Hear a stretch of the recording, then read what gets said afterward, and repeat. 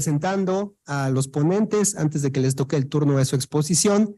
De manera general les comento que tendrán en su caso unos 15, 20 minutos para que puedan presentar su tema y después habrá un espacio para que entre ustedes puedan, de ser el caso, formular preguntas.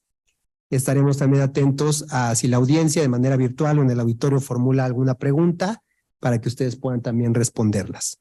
¿Sí? Iniciaremos entonces con la doctora Aida del Carmen San Vicente Parada, de quien diré algunos brevísimos datos curriculares. La doctora Aida es licenciada, maestra y doctora en Derecho, todas con mención honorífica por la UNAM. Es recipiendaria de la medalla Alfonso Caso. Ha escrito diversos libros jurídicos. Uno de ellos, el último, es un manual de Derecho Civil, Personas, Acto y Negocio Jurídico. Ha sido catedrática por más de 10 años en diversas instituciones públicas y privadas. Ella nos va a presentar una ponencia que lleva por título El discurso de la integridad académica para combatir el plagio. Muchas gracias, doctora. Muy buenas tardes. Pues muchas gracias por el espacio y celebro todos los esfuerzos para llevar a cabo el coloquio. Y bueno, voy a hacer un pequeño mapa conceptual respecto a los conceptos con los que voy a integrar mi ponencia y ya después me voy de lleno. En primera, bueno, ¿qué es la integridad académica? ¿No? Porque mucho hablamos sobre ella, pero pocas veces decimos, bueno, ¿y qué es la integridad académica? Aquí hay varias definiciones. Yo estuve leyendo mucho a Bertrand, Galland y Fishman, y la que yo concluí fue que es la cualidad que deben de poseer no solamente los alumnos, sino también los maestros y las instituciones para desarrollar sus actividades con honradez, responsabilidad, disciplina, respeto por sí mismos y respeto por los demás. Es un valor que debe distinguir el comportamiento de los sujetos inmersos en el ámbito educativo para que cumplan con su actividad de manera autónoma y confiable. Eso es integridad académica. Y cuando hablamos, poco se habla de integridad académica porque cuando viene la deshonestidad académica, como es el plagio, es que entonces nos preguntamos por la integridad académica, ¿no? Entonces la deshonestidad puede implicar diferentes conductas. La deshonestidad académica siempre va a ser un acto intencional que se lleva a cabo con la intención de llevar a cabo un fraude. En este acto, el estudiante, y no solamente el estudiante, también los profesores lo hacen, reclaman para sí el crédito o titularidad sobre el trabajo y esfuerzo de otro o de otros sujetos, sin su permiso, o bien usan o reproducen información sin autorización en un ejercicio académico. Esto es lo que tenemos mucho el plagio, pero también el reciclar tareas, ¿no? También el que parafraseen sin hacer la cita indirecta. Eso también, que le copian la tarea al compañero, todo eso es deshonestidad académica. ¿Estamos inmersos en deshonestidad académica? Sí, para mi punto de vista ha incrementado por el uso de tecnología, redes sociales. Es muy fácil googlear y se obtiene cualquier tipo de información y los estudiantes, bueno, son ahora la generación del copy-paste, ¿no? Lo cierto es que googlean cualquier cosa y lo que hacen es copiar y pegar y así hacen los trabajos, arman de aquí o de allá, si nos va bien y son curiosos y si no, de plano bajan uno y ese es el que se lo presentan. ¿Por qué están haciendo esto? Y ahí viene el discurso que yo estoy planteando, porque también hay mucha indiferencia académica. Lo cierto es que estamos inmersos en actividades, los docentes, que nos dan poco tiempo a veces de revisar lo que están haciendo nuestros alumnos, de darnos una debida retroalimentación, porque no lo hacemos, la mayor parte del tiempo solamente calificamos y esto actitudinalmente es todo un mensaje y eso es en un grado de retórica, ¿no? Porque actitudinalmente le estoy diciendo a mi alumno que no me interesa y que me es indiferente el esfuerzo o no que haga. Por consiguiente, los alumnos empiezan a hacer la ley del mínimo esfuerzo, ¿no? Es que no necesito esforzarme tanto porque no me revisan tan bien. ¿Okay? Realmente solamente es entregar el trabajo y me pone la calificación que desee y nunca me justifica ni me retroalimenta, ni siquiera me elabora una rúbrica previamente, que lo correcto sería elaborarles una rúbrica y ponerla, dárselas a conocer para que sepan ellos qué es lo que se les requiere. Todo eso es darles a entender también ellos en otro recurso y en otro discurso que importa, sí importa lo que vas a hacer y voy a tomar en cuenta ciertos elementos para calificarte. Esa parte es importante, es que ha fallado mucho lo actitudinal y de ahí yo creo que este discurso de integridad académica puede enaltecerse o robustecerse. Porque si damos todos estos mensajes en los que no me importa tu esfuerzo, yo también a veces copio. He conocido varios profesores que cuando no dominan la materia, copian y pegan algún PowerPoint que encuentran en internet. Eso está mal. Está mal porque yo mismo estoy entrando a la inercia de que puedo ostentar ideas propias como ajenas. Otros casos lamentables que he conocido, bueno, sí, plagios en tesis para obtener grados, ¿no? Entonces, desde ahí el profesor está diciendo muchísimo y le está dando un mensaje brutal al alumno, es decir, puedes aprobar, puedes obtener grados académicos y no importa la legitimidad de los mismos, ¿no? Es un mensaje brutal. Otras prácticas que tenemos de deshonestidad académica es que se contratan a becarios o algunas otras personas con alguna promesa de trabajo o con algún trabajo y los ponen a escribir sus tesis y trabajos de investigación. Esa es otra realidad muy brutal, que los chicos también por alguna oportunidad lo hacen y esto formativamente es brutal para ellos, porque están percibiendo que pueden vender también sus ideas, ¿no? Y que va a haber una recompensa y que incluso pueden estar de ghostwriter y que impunemente van a vivir así, ¿no? Y va a haber una recompensa. Todos estos mensajes que estamos dando desde la academia, porque los profesores lo estamos dando, es bastante contradictorio porque por un lado ponemos leyes antiplagio y ponemos reglamentos, pero nunca se los damos a conocer al alumno y tampoco nos interesa cumplirlos, ¿no? Actitudinalmente en el currículum oculto, que ese es otro discurso dentro de la pedagogía, en el currículum oculto le estoy dando a entender que la impunidad y el fraude es lo que va a regir su actividad profesional. Esto es un muy mal mensaje, ¿no? Esto es brutal y no nos va a llegar a nada bueno porque hacemos alumnos también poco críticos que se esfuerzan muy poco, ¿no? Entonces, realmente todo esto lo tenemos los maestros que nos citan, ¿no? Hacen trabajos inmensos o hacen diapositivas y no ponen las fuentes de las cuales están obteniendo ni siquiera la bibliografía al final del trabajo o lo que les están exponiendo a los alumnos. Entonces, todo esto pues, hace que los alumnos digan, pues no son importantes las fuentes, ¿no? Actitudinalmente, mensaje de currículum oculto, estoy mandando eso. Y como les digo, otra cosa que sucede es que sí, pocas veces, y a mí me pasó, nada más, no quiero avanzar, es rápido lo que les cuento, a mí me pasó con un alumno que traía partes copiadas y algunas otras ni siquiera redondeaba las ideas, o sea, ese ensayo era un caos.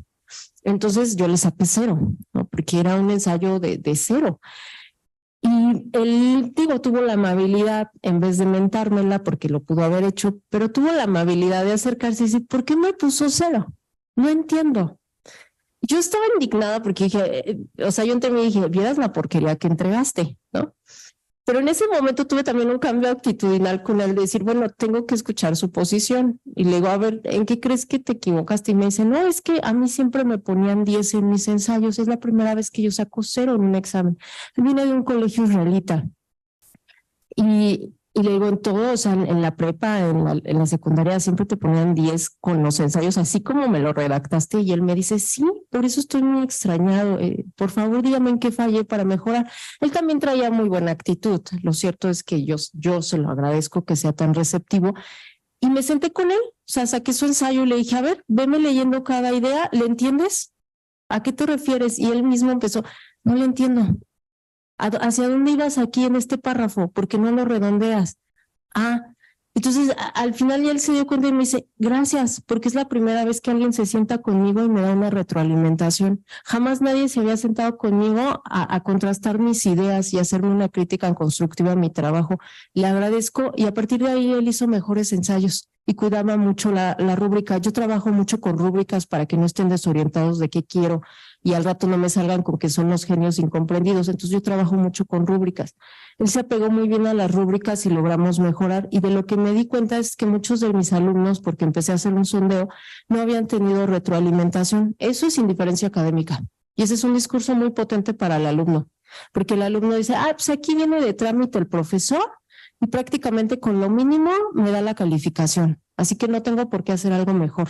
Entonces, actitudinalmente eso es muy poderoso, ¿no? A veces más lo que nosotros expresamos con los alumnos se quedan más con eso que con los conocimientos que les damos. A veces es así porque tenemos mucha influencia en ellos también.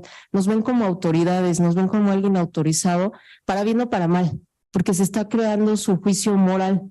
También tenemos que entender una cosa, están ellos en una etapa de convencionalidad en el juicio moral y es nuestro deber como docentes llevarlos a una etapa de postconvencionalidad en un juicio, en la construcción de su juicio moral, porque van a ser profesionistas con un criterio propio para resolver casos.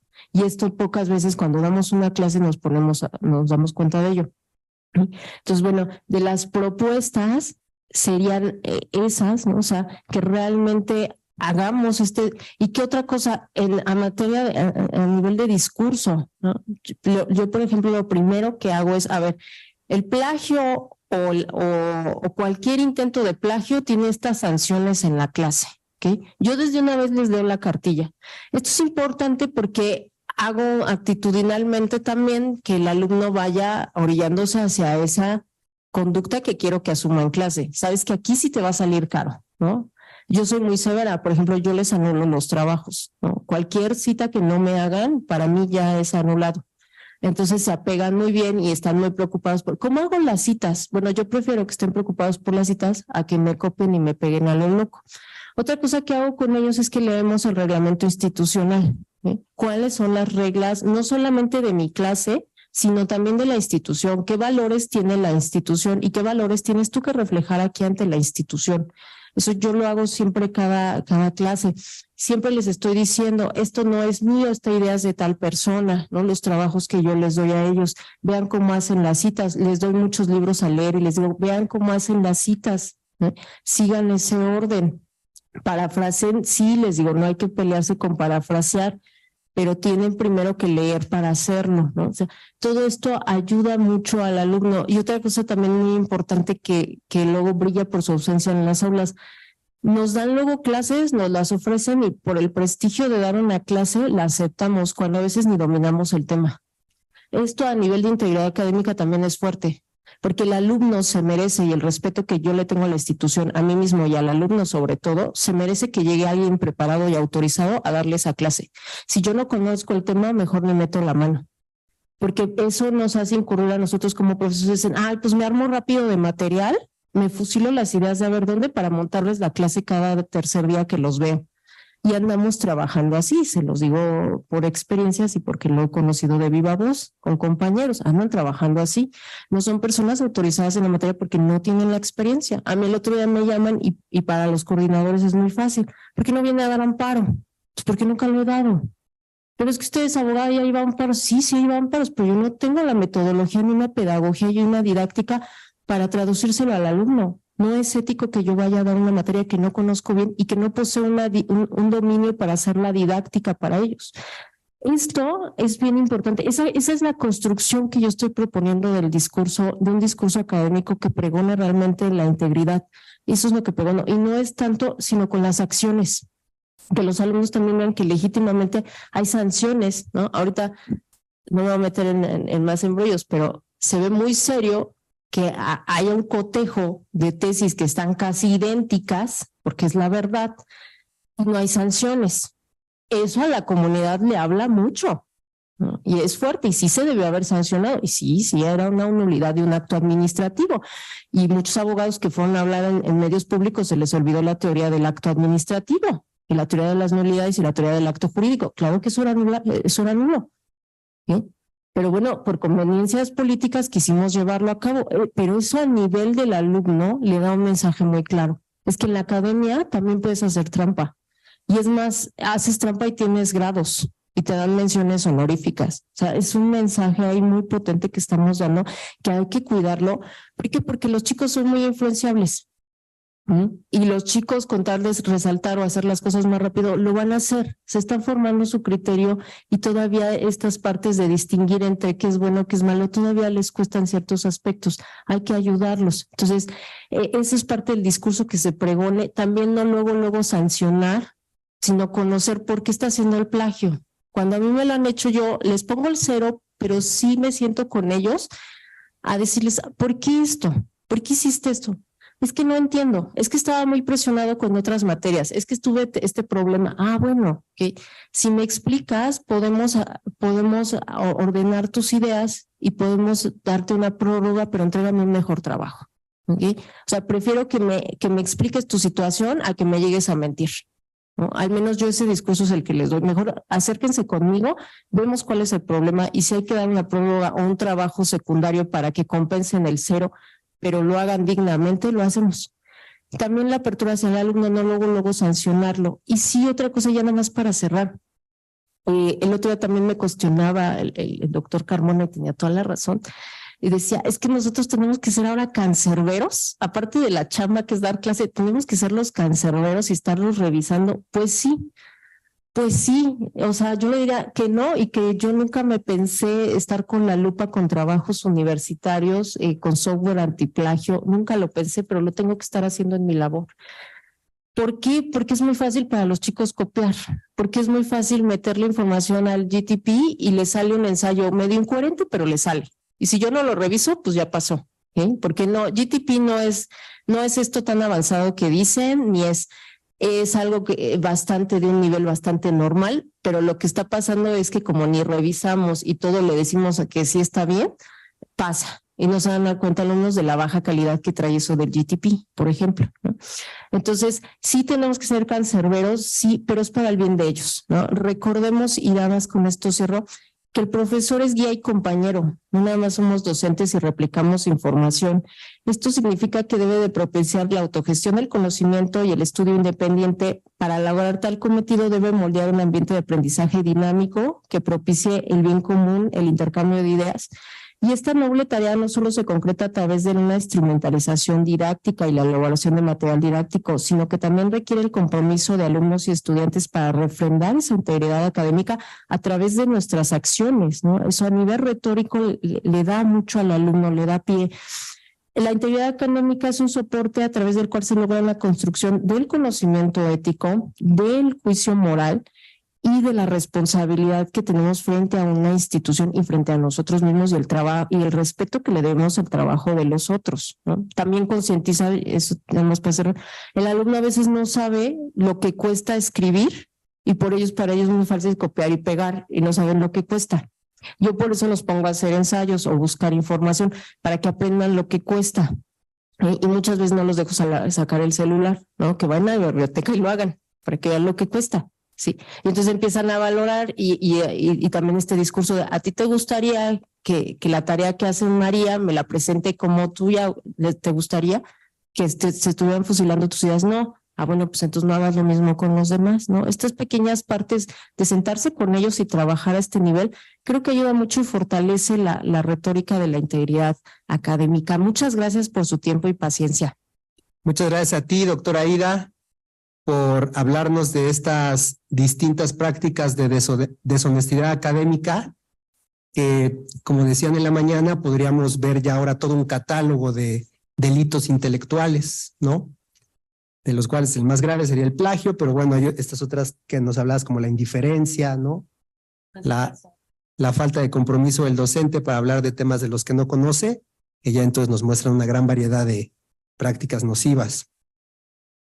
Vamos a escuchar ahora al doctor Rodrigo Brito Melgarejo. Él cursó la licenciatura y el doctorado en la Facultad de Derecho de la UNAM, graduándose de ambos con mención honorífica. Realizó estudios de maestría en Derechos Humanos y Democracia en la Facultad Latinoamericana de Ciencias Sociales. También es doctor en Justicia Constitucional y Derechos Fundamentales por la Universidad de Pisa. Asimismo, llevó a cabo estudios de posgrado en la Universidad Carlos III de Madrid y ha estudiado más de 20 cursos y diplomados en México y en el extranjero. Actualmente es profesor de tiempo completo en la Facultad de Derecho de la UNAM, en la cual es además director del Seminario de Derecho Constitucional. Ha sido recipiendario de la Cátedra Extraordinaria Manuel Ovilla Mandujano, otorgada por el Consejo Técnico de la Facultad de Derecho, así como del Premio Dr. Raúl Cervantes Ahumada en 2018, por obtener el primer lugar en la categoría de doctorado en Derecho con la mejor tesis del programa de posgrado en Derecho. El doctor Brito Melgarejo nos va a presentar una ponencia que lleva por título La interpretación de la libertad académica desde el enfoque de los derechos humanos. Adelante, por favor. Muchísimas gracias, doctor Fonseca. Muy buenas tardes a todas y a todos. Debo decir que me da mucho gusto estar en esta mesa por varias razones. Debo expresar mi agradecimiento a las entidades de nuestra universidad que organizaron este coloquio, al grupo de retórica y argumentación jurídicas de la Asociación Mexicana de Retórica, y a ti por permitirme estar aquí para platicar un poco sobre un tema que me ha parecido bastante interesante. Debo decir también que me da muchísimo gusto estar con Jorge, a quien le tengo un aprecio enorme por haber sido un extraordinario alumno y compañero en la academia, en la Facultad de Derecho. De verdad, Jorge, el que tú estés aquí me llena de alegría, y por eso pues estoy muy contento esta tarde. Y para hablar un poco del tema que yo quiero abordar, pues quisiera comenzar un poco parafraseando a Cipitani, ¿no? Cipitani decía que podemos decir que la enseñanza, que la investigación están verdaderamente en la base del desarrollo de la sociedad, y por tanto también tienen que ser protegidas en función del interés social, ¿no? La academia es un elemento importantísimo del interés social, y por eso tiene que ser defendido. No puede negarse que el Estado, desde luego, necesita de la academia, pero tampoco podemos cerrar los ojos ante una realidad que es bastante evidente, y esa realidad no es otra sino el hecho de que la academia también necesita del Estado. De hecho, el moderno Estado social reconoce a la ciencia, y esto lo decía Rodríguez de Santiago, por ejemplo, como un factor esencial para el desarrollo, ¿sí? Pero para ampliar sus competencias en esa dirección, pues el propio Estado necesita también de la colaboración de la comunidad académica, porque depende de la información que le ofrece precisamente toda aquella, o que le ofrecen todas aquellas personas que forman parte precisamente de esta comunidad. Y por eso es que en este ámbito adquiere un valor pero muy importante la libertad, siempre desde luego dentro del ámbito de la legalidad, para cuestionar, para someter a prueba el conocimiento y para poner nuevas ideas y sostener opiniones que incluso muchas veces son polémicas, son impopulares o incluso pueden llegar a ser incómodas para las propias autoridades del Estado.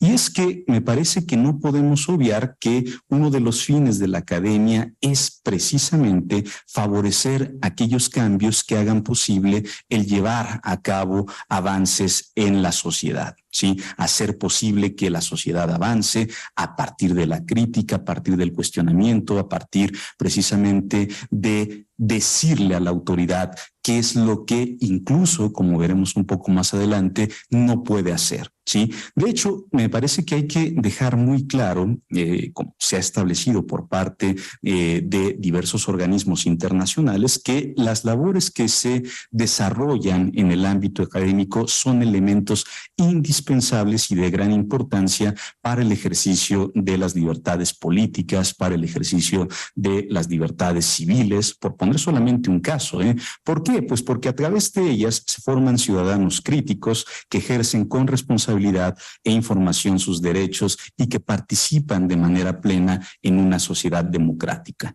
¿sí? Entonces, esos derechos políticos, esas libertades civiles, esa defensa de la igualdad encuentran un aliado fundamental en el conocimiento, porque sin él, pues muchas veces no se pueden encontrar argumentos para la defensa de ese coto vedado del que se nos ha hablado tantas veces, que se debe imponer a las autoridades en cualquier estado que pueda considerarse como democrático.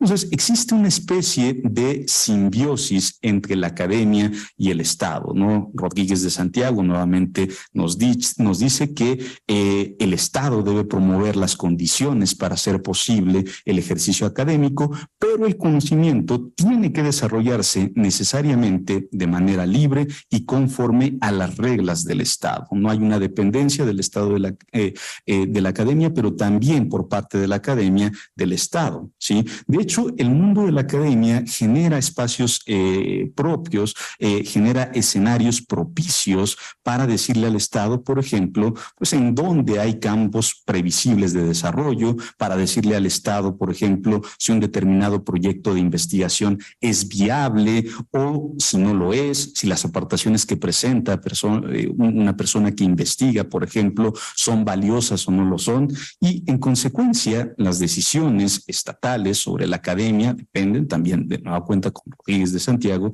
en gran medida de la academia misma, ¿no? Me parece que eso es algo que perdemos de vista. Muchas veces la actitud que toma el Estado frente a la academia es resultado también de una actitud que se toma por parte de la academia frente al Estado. Y por eso les decía, Rodríguez de Santiago dice, las decisiones que toma el Estado sobre la academia, no debemos perderlo de vista, dependen en muchas ocasiones en gran medida de la propia comunidad académica.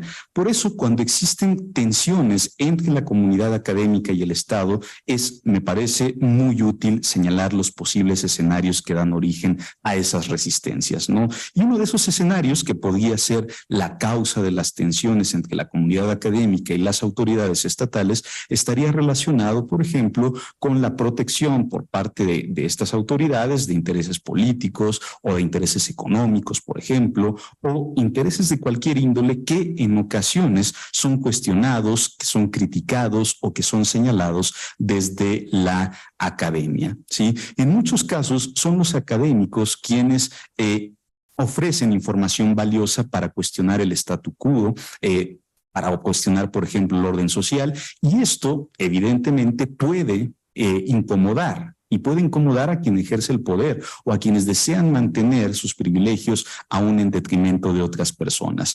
Es así como los cuestionamientos que derivan de la academia o los análisis que proponen cambios en diversos aspectos de la vida social, de la vida económica, de la vida política o cultural pueden convertirse en puntos de tensión entre los académicos y quienes pueden ser interpelados por esa comunidad académica, ¿sí? Y la historia del país encuentra varios ejemplos en este sentido.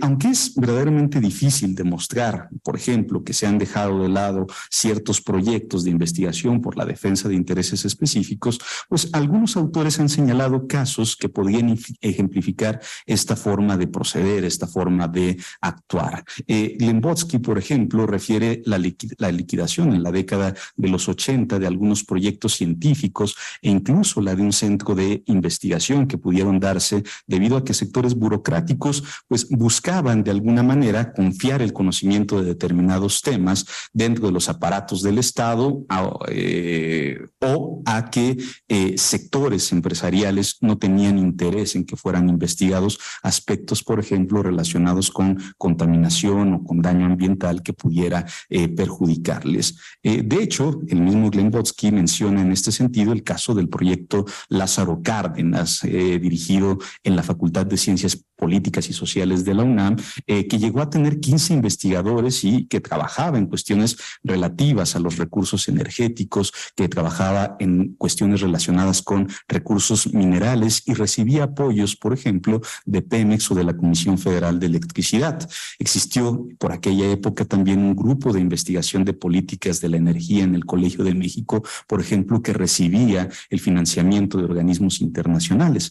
Y ambos proyectos, como me parece, pisaron callos, pues no llegaron a buen término. Sí, el proyecto Lázaro Cárdenas se extinguió por retiro de apoyos financieros de las empresas estatales en 1983, mientras que el Centro de Estudios Energéticos del Colmex fue liquidado por razones que nunca se aclararon. Sí. De la misma forma, a comienzos de la década de los 90, por ejemplo, se clausuró el Centro de Ecodesarrollo, ¿sí? Otra institución también dedicada a las investigaciones relacionadas con la una problemática ambiental que contaba con más de 40 investigadores e investigadoras.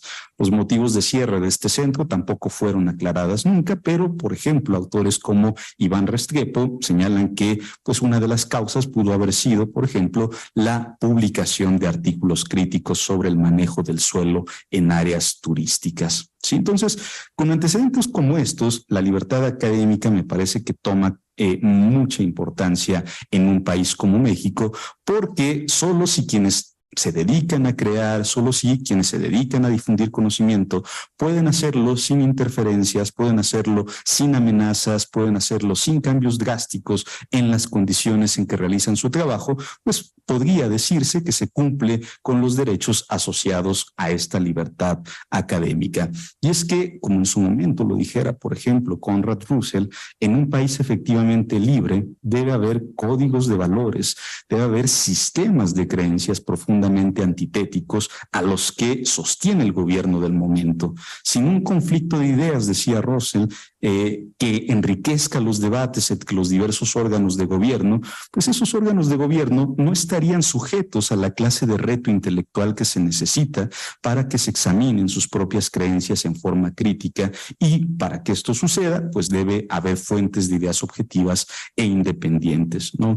Ya lo decía en su momento John Stuart Mill, ¿no? En su ensayo sobre la libertad: si no estuviera permitido cuestionar la filosofía newtoniana, pues la humanidad no estaría tan segura como lo está ahora de que esta es verdadera, ¿sí?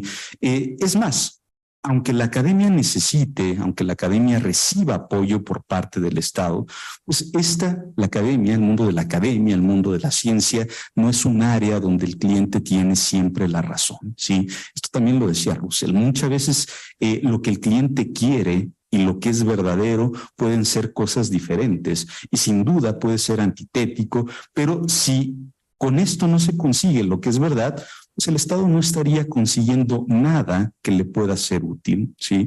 Por ello, la justificación fundamental de la libertad académica es, de nueva cuenta, parafraseando a Russell, pues que sin ella el gobierno no recibiría lo que está financiando, no estaría recibiendo lo que paga por recibir, ¿sí? No debe olvidarse tampoco que, como lo dijera en su momento Lord Swan, pues los gobiernos, después de todo, no saben cómo hacer investigación, y por eso pagan a otros para que lo hagan por ellos. Entonces, en un Estado son necesarias personas que con disciplina intelectual digan a quienes ejercen el gobierno que lo que quieren hacer, pues no puede hacerse, ¿sí? Puede que esa crítica moleste en principio a los gobernantes, pero si es verdad, pues es mejor que esos gobernantes descubran antes y no después de su actuar, pues lo que se les estaba diciendo. Si este ideal entonces no se inculca, pues la academia no serviría de nada absolutamente.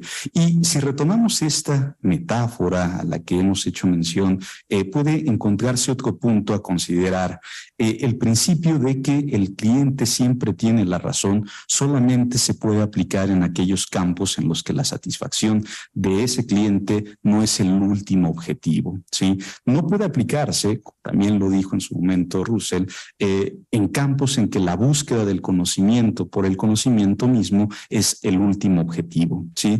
Es más, incluso en el trato con los clientes, ese tan mencionado principio al que hemos hecho referencia, que les da indefectiblemente la razón, debe tener sus límites, ¿sí? Por ejemplo, cuando un cliente tiene sed y el agua está contaminado, pues podríamos decirle que se tome esa agua, ¿no? Entonces, en este ámbito, si el objetivo fuera en el ámbito académico, en el ámbito de la ciencia, si el objetivo fuera la satisfacción del cliente, de quien aporta los recursos, pues deberíamos de dejar de patrocinar la academia, deberíamos de dejar de patrocinar la ciencia y quizá dedicarnos, decía Russell también, a patrocinar la ciencia ficción, que haría mejor el trabajo, ¿no? Entonces, esto me parece que no es algo que comprendan muchas veces o que quieran entender de manera sencilla ciertos grupos, entre los que en ocasiones se encuentran aquellas personas que encabezan los órganos del Estado. Y por ello, precisamente, muchas veces surgen tensiones que desembocan en medidas encaminadas a restringir la libertad académica, recortes presupuestales, por ejemplo, en centros de investigación, que hacen que se interrumpan, por ejemplo, proyectos a largo plazo, por mencionar solamente un caso, ¿sí? Por eso me parece que es fundamental conocer la forma en que la libertad académica debe interpretarse. Y en esto, pues en los últimos años han puesto especial atención organismos internacionales que han generado estándares fundamentales para comprender de mejor manera los alcances de la libertad académica. La Comisión Interamericana de Derechos Humanos es uno de estos organismos que ha señalado a la libertad académica como un derecho independiente, sí, ya se habla de la libertad académica como un derecho independiente, pero también como un derecho interdependiente que cumple con una función habilitante para el ejercicio de una serie de derechos que incluyen, por ejemplo, la protección de la libertad de expresión, el derecho a la educación, por ejemplo, el derecho de reunión, la libertad de asociación, la igualdad ante la ley, la libertad de conciencia, la libertad de religión y el derecho a los beneficios de la cultura y el progreso científico. Este derecho tiene también una función social para consolidar la democracia, para contribuir al pluralismo de ideas, el progreso científico, para contribuir al desarrollo humano, al desarrollo de la sociedad y para hacer frente a los obstáculos que aplazan el avance del conocimiento económico, el conocimiento y socavan también el debate público. Entonces, ese ámbito de protección, lo ha dicho de manera muy clara también la Comisión Interamericana, está relacionado con el derecho que tienen todas las personas a buscar, generar y transmitir conocimientos, a formar parte de comunidades académicas, a realizar labores autónomas, independientes, a cumplir con esa misión de información y de compartir las ideas de forma libre en distintos ámbitos. Porque debemos recordar que además de la dimensión individual que tiene la libertad académica, este derecho tiene también, lo ha dicho de manera muy clara también la Comisión Interamericana, una dimensión colectiva que consiste en el derecho de la sociedad, que consiste en el derecho de los integrantes de la sociedad a recibir información, conocimientos y opiniones producidas en el marco de la actividad académica y de obtener acceso a los beneficios y productos de la investigación, de la innovación y del progreso científico. Entonces, de esta libertad académica derivan una serie de obligaciones para el Estado, un deber de garantía que incluye la imposición de medidas para prevenir, para investigar y para sancionar precisamente aquellas acciones que pudieran vulnerar esta libertad por parte de particulares y para responder también a los riesgos diferenciados en razón de los criterios sospechosos de discriminación. Repito, la Comisión Interamericana se ha ocupado muchísimo de este punto y ha dicho de manera muy clara que la libertad académica se relaciona también con la educación en derechos humanos, por ejemplo, con el acceso a la información, con el derecho a disponer de Internet y de otras tecnologías como medio para eliminar, por ejemplo, la brecha digital, para aprovechar las tecnologías de la información por parte de la comunidad académica, y tiene también una conexión importante con la protección de la movilidad y cooperación internacionales, con el diálogo inclusivo, así como con la obligación de neutralidad por parte del Estado ante los contenidos derivados de las actividades de la comunidad académica. Sí, este derecho, sin embargo, y eso también me parece que hay que decirlo, no es absoluto. Como cualquier derecho, pues no es un derecho absoluto, y la propia Comisión ha señalado que tiene restricciones, que tiene limitaciones.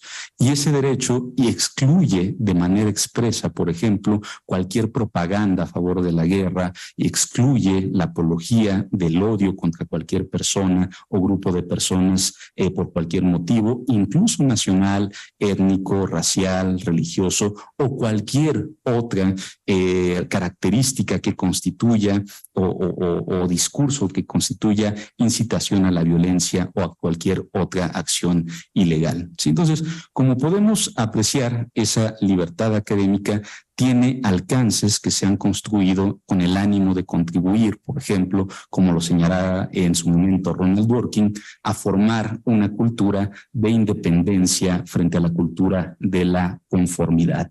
Y por ello, como señala también, como ha señalado la Comisión Interamericana, el cumplimiento y el deber de implementación de estos principios debe realizarse conforme a una interpretación ceñida a las justas exigencias de una sociedad democrática. Muchísimas gracias.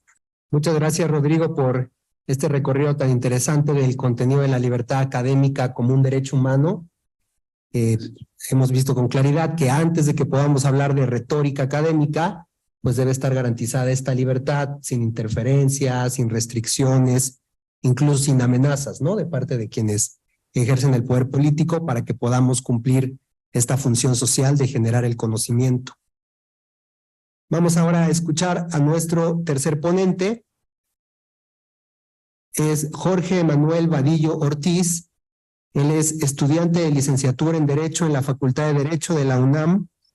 Ha tomado diversos cursos sobre Derecho Constitucional y Derechos Humanos. También ha participado en varios eventos, como el Tercer Congreso de Filosofía del Derecho para el Mundo Latino, organizado por la Suprema Corte de Justicia, el 8º Simposio sobre Política del Lenguaje, Dinámicas Glotopolíticas en Escenarios Migratorios y de Minorización, llevado a cabo por la UNAM y la Universidad de Baja California, así como la charla Introducción al Concepto del Estado en la Universidad Iberoamericana de la Ciudad de México. Ha participado también en algunos programas de radio sobre temáticas jurídicas y políticas. Actualmente es becario del Programa de Excelencia Académica, otorgado por la Facultad de Derecho, en conjunto con la Suprema Corte de Justicia de la Nación y la Fundación UNAM. También ha participado en el taller legislativo 10 por México, así como en el desarrollo de diversos proyectos de investigación. Nuestro ponente nos hablará sobre el tema específico de conocer y acercarse al saber jurídico, la creación de conocimientos desde el derecho. Muchas gracias. Muchísimas gracias, doctor Roberto Carlos Fonseca Luján. Buenas tardes a todas y a todos. Antes de comenzar, quisiera destacar la increíble labor que han hecho quienes organizan este coloquio y que permiten que el mismo se lleve a cabo de una manera extraordinaria. Asimismo, quisiera agradecer la oportunidad de estar aquí para compartir con destacadas y destacados juristas que incluso tengo el gusto de conocer, de coincidir, el doctor Rodrigo Brito Melgarejo y la doctora Aida del Carmen. Bien, como habrán podido escuchar, el tema que nos ocupa en esta ocasión se trata de dilucidar sobre cómo conocer los saberes jurídicos y en la transición de adquirir a producir nuevos conocimientos, que serán dos de los tres bloques de contenidos en lo cual voy a dividir esta intervención. Comenzando entonces con estos alcances y este entendimiento del saber jurídico, acoto brevemente la situación de las ciencias sociales en cuanto a otras ciencias y pues particularmente el caso del derecho. Cuando nos referimos a las ciencias sociales tradicionalmente confrontadas con las ciencias naturales, pues encontramos que tienen diferentes objetos de estudio, diferentes métodos, diferentes incluso alcances que pueden tener.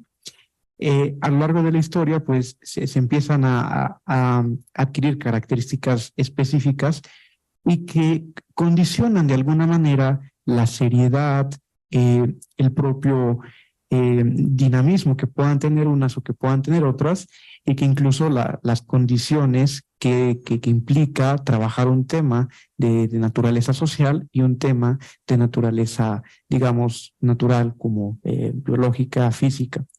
Incluso pues refiere a propios postulados éticos que nos van a orientar a decir qué qué sí y qué no puedo hacer. Pensemos en cuanto a que implique directa o indirectamente a la condición humana, sea en el propio goce o ejercicio de sus derechos, o bien en sus relaciones públicas y privadas. En esta tesitura es que se encuentran las ciencias. Las ciencias sociales se ven sujetas hacia el siglo XVIII, siglo XIX, vamos a ponerlo así, se ven favorecidas por el ius naturalismo, diferente del que se ve en la materia jurídica, en cuanto a decir, las ciencias sociales son diferentes de las ciencias naturales. Reconozcamos que tienen diferentes peculiaridades y que los métodos de investigación son propios de estas ciencias, pero no significa que no le dé un carácter de cientificidad a algo por el hecho de no ceñirse a un método tradicional donde vamos a encontrar un experimento y una reacción tangible e incluso inmediata. En esa tesitura es que se encuentra el derecho alrededor de las ciencias sociales y las ciencias sociales como lo he mencionado. Y aquí, lejos de llegar y plantear una definición que clásicamente se da sobre el derecho, me gustaría más precisar aquí la dificultad o la complejidad que adquiere entender lo que es el derecho en su alcance. ¿Por qué? Porque vamos a ver, o es lo que propongo que veamos, al derecho, más allá de un ente que va a regular y que va a tener una fuerza coercitiva para las relaciones de las personas. Ver al derecho en un sentido tridimensional de que tiene diferentes saberes que van a interactuar o se van a manifestar en los propios procesos de investigación o en los propios procesos de dilucidar algún tipo de acción que entra en la esfera de lo jurídico. Particularmente me baso en la tesis que nos daba el doctor Fixamudio, de ver al derecho en tres formas. En primer lugar, el derecho como un hecho que, van escalonando de alguna manera de algo pues no menos importante, pero sí un poco más sencillo, menos controversial, donde tenemos la sociología del derecho, la historia del derecho, y que se dedica a hacer esta recopilación, este estudio entre cómo interactúan las personas. Pero no entramos en un fondo de determinar, por ejemplo, la justiciabilidad de una acción, si entra o no en el marco de algo adecuado, sino que nada más se dedica a encontrar las figuras que existían y traerlas a un estudio concreto. Posteriormente pasamos a la segunda dimensión, que es la filosofía del derecho, o como él la llamaba, una línea de reflexión de segunda instancia, porque tendría que ver con el tercer punto, que es la propia ciencia jurídica. En cuanto a la filosofía del derecho, entendemos que en esta se va a reflexionar sobre, incluso sobre, primero, delimitar lo que puede ser entendido como derecho y lo que está fuera de lo jurídico, y que incluso es esta fuerza, este estudio metajurídico, porque vamos a hablar sobre la propia existencia de normas que adquieran una condición incluso de justicia o de no justicia, y la ciencia pues puramente se va a dedicar a estudiar pues una estructura normativista, incluso pues digamos omnipresente, omnisuficiente, que no admitirá incluso cuestionamiento en contrario, porque esta es la manera en que está positivizado, es vigente y no admite más. Lo cual me lleva al último punto de este apartado que quiero comentar, que es entonces, ¿el derecho es ciencia, no es ciencia? ¿Qué papel va a tener en las ciencias sociales? Bien, es incluso, pues aquí vamos analizándolo en punto. Evidentemente, el objeto de estudio del derecho, pues es algo de naturaleza social.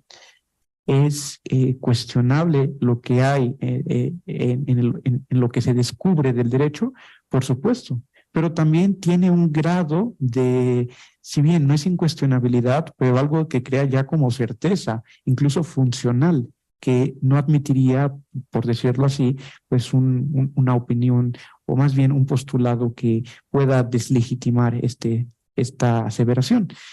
Entonces, podemos decir que si bien el derecho para algunos puede ser o no una ciencia, sí tiene esta flexibilidad y esta versatilidad para poder ser entendido en una dimensión más profunda de a lo mejor lo meramente superficial que puede ser la parte normativista. Siguiendo con este orden de ideas, a partir de lo que he mencionado,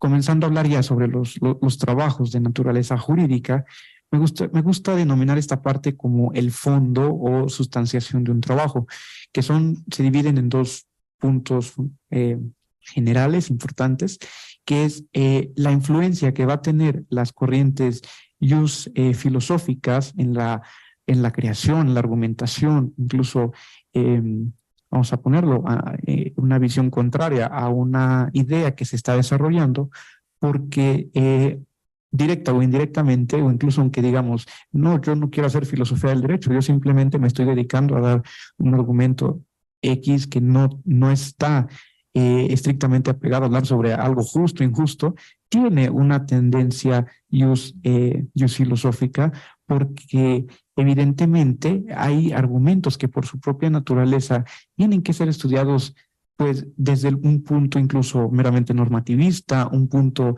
más naturalista en cuanto a esta forma de ir a la relación, por ejemplo, del Estado con las personas y su esfera de las personas, su esfera jurídica, pues más profunda, más allá de lo que está dentro del sistema jurídico.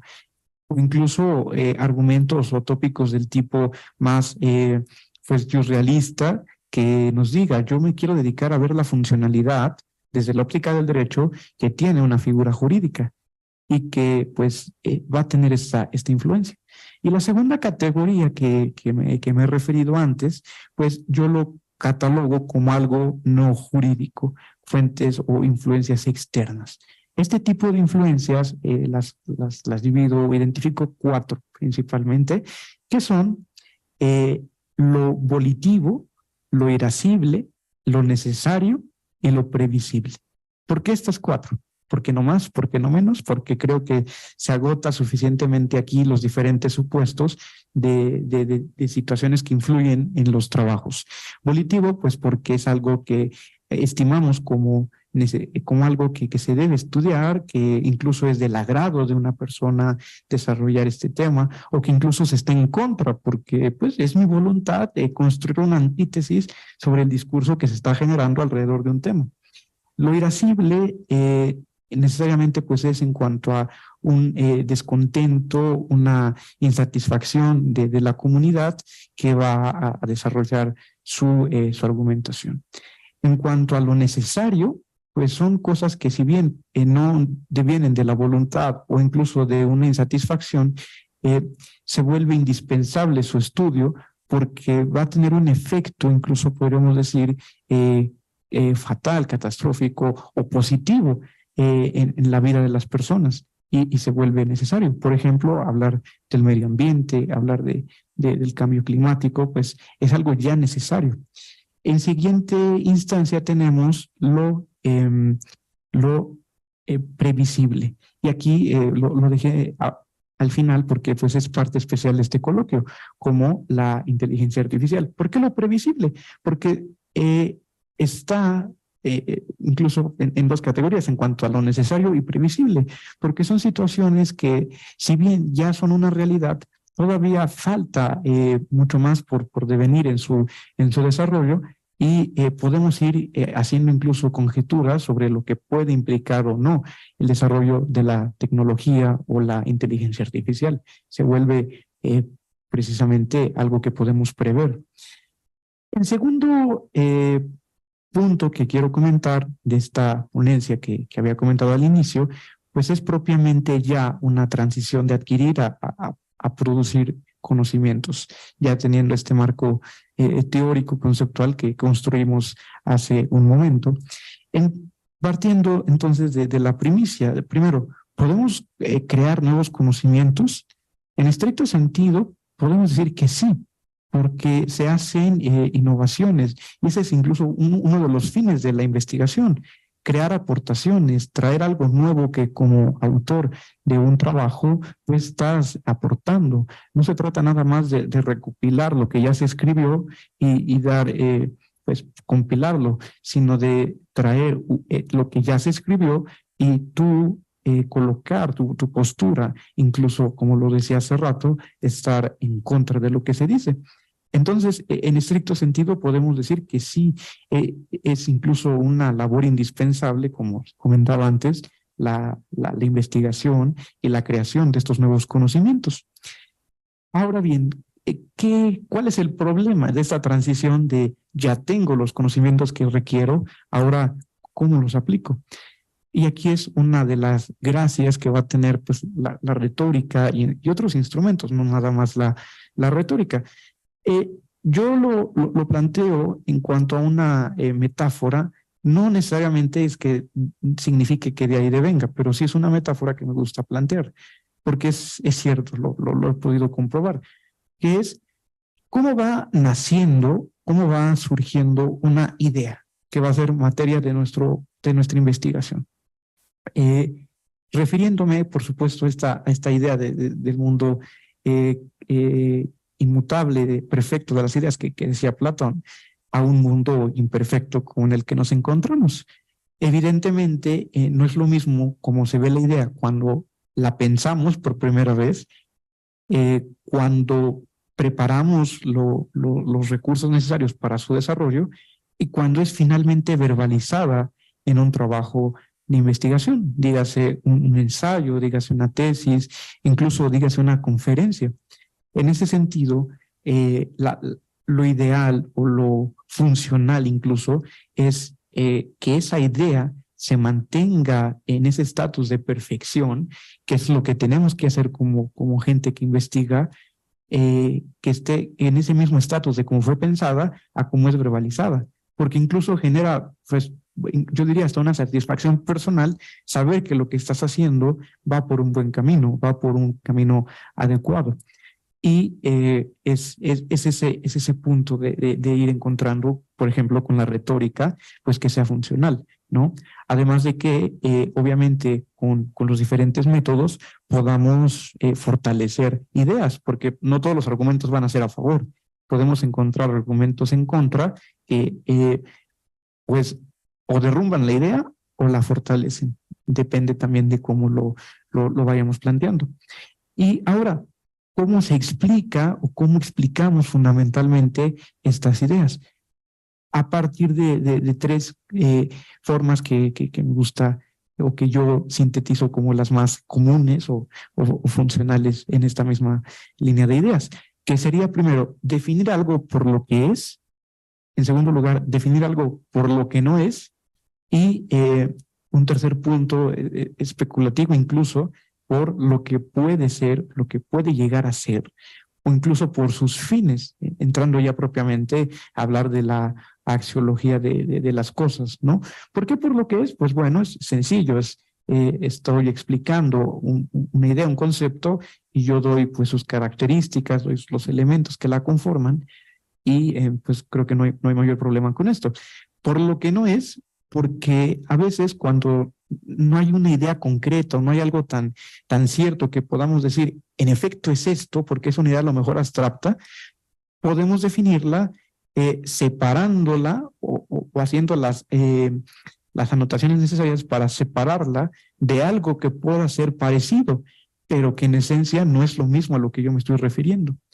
Y el tercer punto, por sus fines o por lo que puede llegar a ser, puede ser que este concepto ya sea figurativo o ya esté desarrollado y puede tener cierto alcance, que es a partir de lo que yo voy a definir, incluso hasta cierto punto un tinte de persuasión para que mi idea sea apoyada por la comunidad de la investigación. Dicho esto por un lado, ahora por otro, yo quisiera hablar sobre los instrumentos o propiamente la forma en que va a convergir todo esto que hemos venido hablando de la retórica, la inteligencia artificial y pues partiendo de un punto central como la filosofía. Primero, ¿por qué la filosofía? Pues porque es yo diría que es incluso parte de lo que nos hace ser seres humanos, el amor por el conocimiento, por buscar racionalmente explicaciones a las cosas, y que evidentemente la retórica pues, nos va a dar esta manera de irlo dilucidando. Como ya se ha hablado incluso en la mañana sobre los alcances que puede tener esta herramienta. Pero esencialmente me gustaría categorizar dos cosas, que los trabajos de una investigación van a implicar dos vertientes, que van a ser al final expuestos de manera escrita y de manera oral. Y es aquí a veces uno de los problemas que cuando hacemos un trabajo pues no alcanzamos, o implica una problemática porque no sabemos cómo expresarlo, cómo exponerlo o incluso cómo defenderlo. Y es aquí importante pensar que algo no va a tener el mismo alcance y que tenemos que construirlo alrededor de lo que sea más funcional para el tipo de discurso que vamos a desarrollar, que viene desde pensar el tipo de la audiencia a la que va dirigida, desde pensar los tipos de recursos que voy a utilizar y que incluso pues sea de alguna forma estético, sea agradable para la audiencia, porque si no, pues incluso genera de inmediato un desapego. Ahora bien, en cuanto a la inteligencia artificial, lo comentaba la doctora Aida hace rato, a veces pensamos que ya tenemos un problema aquí encima cuando a veces ni siquiera es tan avanzado como lo podemos creer. Entonces, el punto trascendental aquí que yo quiero referir es en cuanto a los procesos por los cuales va a pasar para una integración propiamente en la vida académica y de la investigación. A saber estas etapas de la ética, sería que en un primer punto, en una primera instancia, va a ser una extensión simplemente de la ética humana del círculo pues, que está participando en la creación de esa inteligencia artificial. Realmente no va a expresar nada nuevo, simplemente es la idea, la ética que tiene, pensemos el grupo A, pues es la ética que va a tener la inteligencia artificial y se va a comportar así en el grupo A, en el grupo B, C y D. En segunda instancia va a ser una época, digamos, de experimentación, de transición, donde va a estar sujeta a diferentes modelos que pueda ajustarse de mejor manera a las propias características de esa inteligencia artificial. No necesariamente puede ser la ética original con la que fue pensado, sino con éticas adecuadas a lo que se le va exigiendo, podemos pensar. Y en una etapa final, pues va a ser una ética propia, una ética, digamos, exclusiva de esa inteligencia artificial o de ese programa que tiene inteligencia artificial y que va a tener ya propias delimitaciones que van desde lo que se le puede pedir, lo que no puede ofrecer, o bien, sí puede ofrecer, pero no lo va a hacer, ¿no? Por ejemplo, cuidando la integridad de algún trabajo, cuidando que no haya plagios o algún tipo de situación como se ha comentado hasta ahora. Y que bueno, esa ética a final de cuentas, pues en el caso muy especial de la inteligencia artificial, podríamos decir, bueno, y al final de cuentas, puede ser que ya ni siquiera hablemos de una ética propiamente humana, sino una ética de un ente que ya tiene por sí mismo un pensamiento que puede ser limitado o ilimitado, y pues ahí tendríamos que tener otras consideraciones. Finalmente, entonces, hablaría de aterrizar todo esto que digo a puntos concretos alrededor de la investigación y la metodología de la investigación. En primer lugar, sería que nos encontramos en un momento de complejidad o simplicidad. ¿A qué me refiero con esto?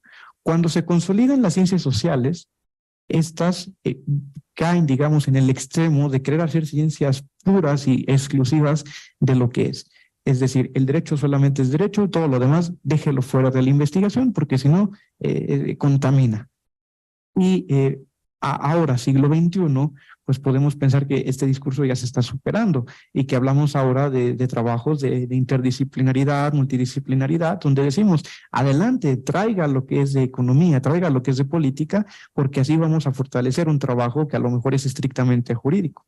Y en cuanto al lenguaje, aquí no necesariamente es que sea bueno o que sea malo, pero obviamente por las propias condiciones sociales y las propias contextos tecnológicos y globales, pues genera que esté pensada para un lenguaje específicamente técnico de un área de estudio, o por otro, un lenguaje pues simple y llano, accesible para todos.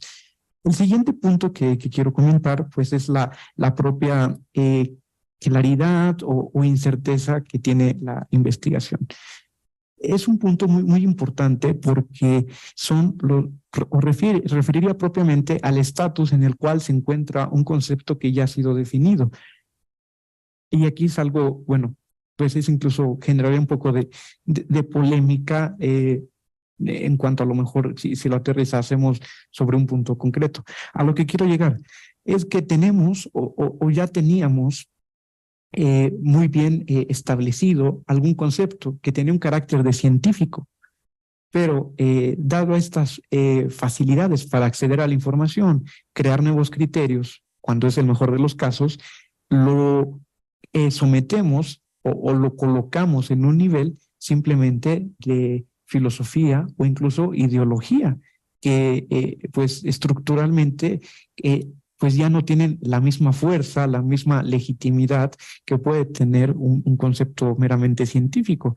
Y el detalle o el problema de todo esto es que pues básicamente todos por naturaleza pretendemos o creemos que lo que estamos diciendo es evidentemente algo científico. Y ese es el lado del doble filo que puede tener la propia tecnología o medios de comunicación, porque por un lado todos conocemos algo que a lo mejor hace unos años era imposible imaginar que iba a estar al alcance de un clic, a algo que no necesariamente es verdadero y que nos orilla irreductiblemente a incluso una falacia, un sofisma de mayorías, porque por ser algo simplemente compartido por muchas personas, se cree que ya es verdadero. Y si usted está en contra de eso que estoy soslayando, pues cómo osa decirlo, usted es el que no sabe de investigación, usted es el que está incluso atentando contra el orden público. A ese es al problema que voy de la incerteza y que va muy de la mano con la propia legitimación que tiene la investigación. Hace rato comentaba el doctor Brito, el Estado necesita propiamente de la investigación y la investigación del Estado, y lo podemos referir con la academia. Y pasa incluso como en su momento lo comentaba en su libro, un libro yo traigo este símil de lo que pasa en el Estado constitucional a la investigación. ¿Por qué? Porque, bueno, nos dice el autor Roberto Lara Chagoyán que se requiere, si queremos fortalecer la estructura de un Estado de Derecho, no nos fijemos nada más en la práctica judicial. Evidentemente es indispensable, pero también va a fortalecer a la perspectiva gente de la academia, gente que se ha dedicado a estudiar, en este caso el derecho, sus implicaciones, porque va a dar una orientación más amplia o diferente que a veces omiten pues las otras partes. El problema está en que no siempre no siempre tenemos la posibilidad o no siempre participan los mejores. Y parte de eso, pues, es incluso de la formación, de la preparación y de incluso la intención por ser partícipe de una investigación o ser partícipe de la academia. Y que a veces corremos el riesgo de que cualquier persona, por el simple hecho de participar, de estar en algún lugar, quiera o se adjudique desarrollar un proyecto de investigación y que evidentemente va a estar erróneo o incompleto. Y por ende, pues descalifica o va manchando pues la idea o el trabajo que va haciendo todo un grupo de la investigación. Voy con el último punto que quiero comentar, gracias. En cuanto a la inteligencia artificial y cerrar con toda esta parte de la investigación.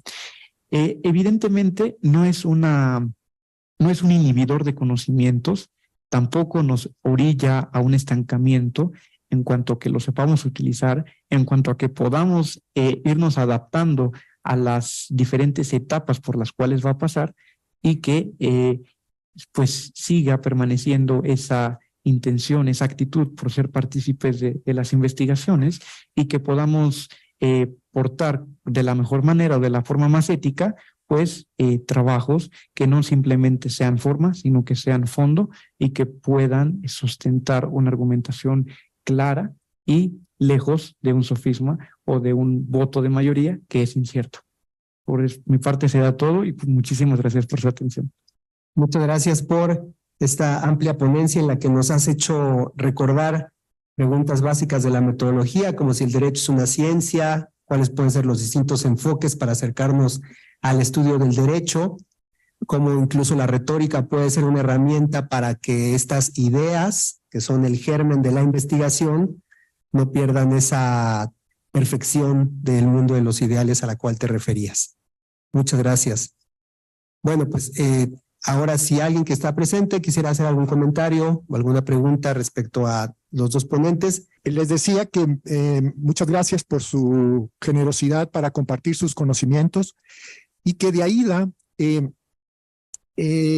aunque no esté presente, me gustaría compartir un punto de vista porque es eso, no preguntar.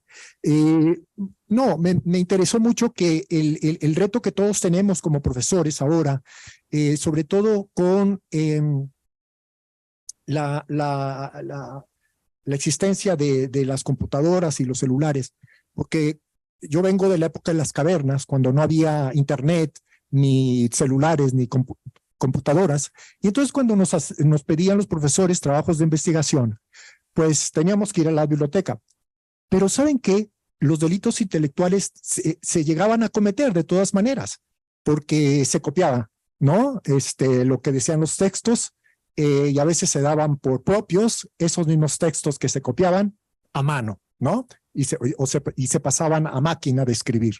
Bien, ahora la diferencia es que ahora se hacen por computadora y más rápido, porque solo es copia y pega, ¿no? Y entonces se sigue haciendo. Entonces, como profesores, frente a esta situación, yo pienso que es necesario adaptarse a la dinámica, incorporarla a nuestras aulas. ¿Qué quiero decir con ello?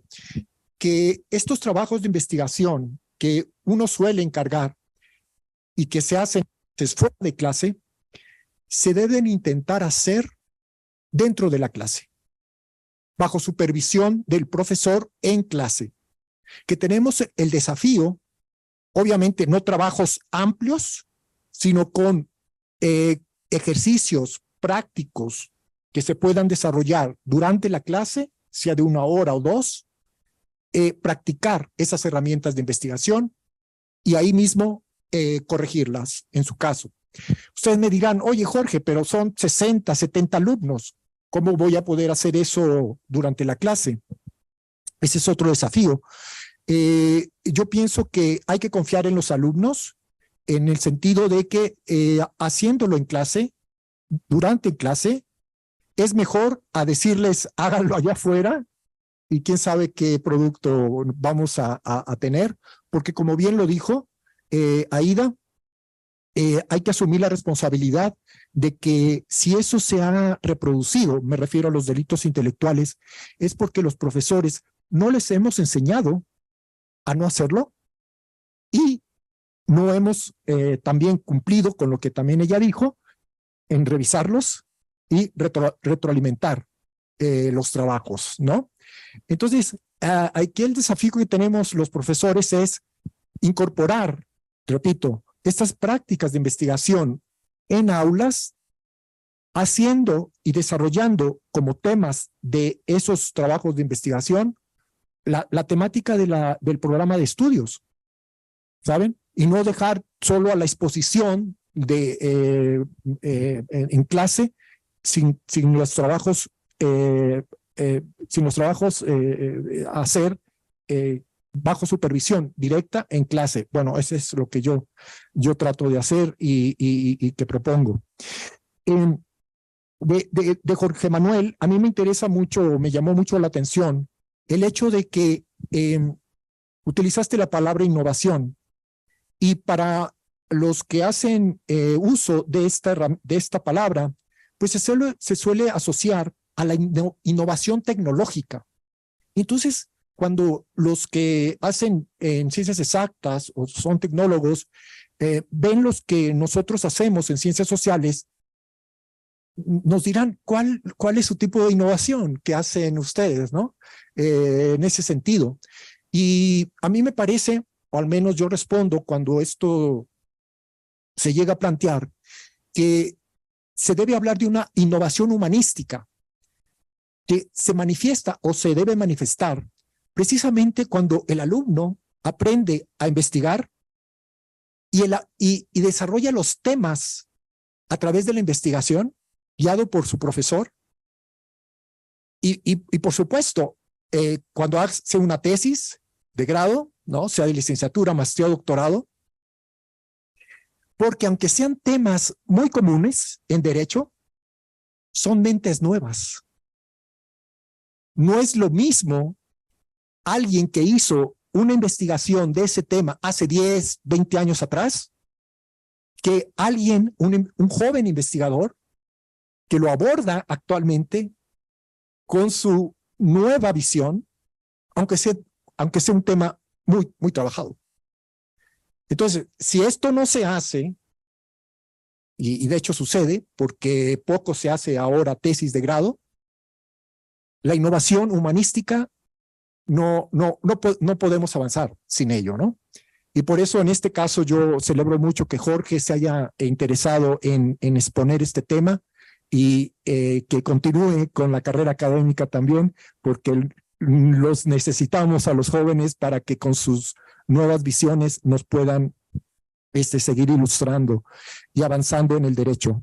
De Rodrigo, bueno, otro comentario, yo diría que el principio de libertad de enseñanza e investigación es un tema que nosotros ya cuando somos profesores e investigadores, somos muy celosos, ¿no? En su aplicación, pero que desafortunadamente a veces cuando somos profesores ante nuestros alumnos, no lo somos tanto.